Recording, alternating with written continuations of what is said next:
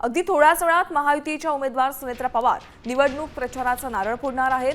कन्हेरीतल्या ऐतिहासिक मारुती मंदिरात दर्शन घेऊन त्या प्रचाराला सुरुवात करणार आहेत। आपण थेट जाऊया बारामतीमध्ये आमचे प्रतिनिधी संजय जाधव त्या ठिकाणी उपस्थित आहेत, त्यांच्याकडून आपण अधिकचं अपडेट जाणून घेऊया। सचिन, मला सांगा सध्या काय तिथे स्थिती आहे? सुनेत्रा पवार कधी प्रचाराचा नारळ फोडणार आहेत?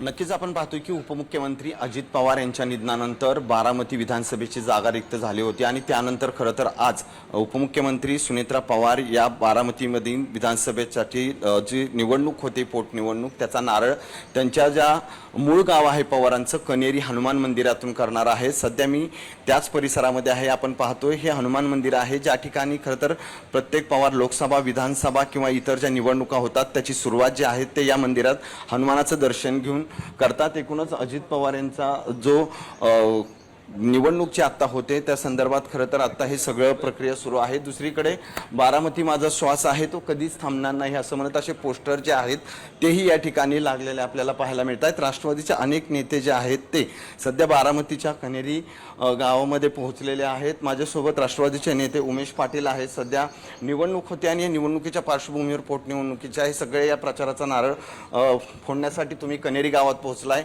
काही वेळा त्या ठिकाणी होईल, मात्र ही निवडणूक बिनविरोध व्हावी यासाठी प्रयत्न केला जात होता, मात्र काही अर्ज त्यावेळेस राहिले या ठिकाणी आणि आता निवडणूक होती। हा निश्चितपणे होते आणि ही निवडणूक जी आहे ती बिनविरोध व्हावी असं सगळी जनभावना होती, परंतु ती होऊ शकली नाही ही फॅक्ट आहे। त्याच्यामध्ये जे अर्ज जे आहेत त्या अर्जामध्ये काही फार प्रॉमिनंट लोक कोण नाही आहेत। या निवडणुकीमध्ये महत्त्वाचे जे विरोधी पक्षात आमच्याकडे असलेले म्हणजे काँग्रेस असेल, उद्धव ठाकरेंची शिवसेना असेल किंवा महाविकास आघाडीचा घटक असलेले तुतारे असतील, या सगळ्यांनी निवडणूक न लढवण्याचा निर्णय घेतला।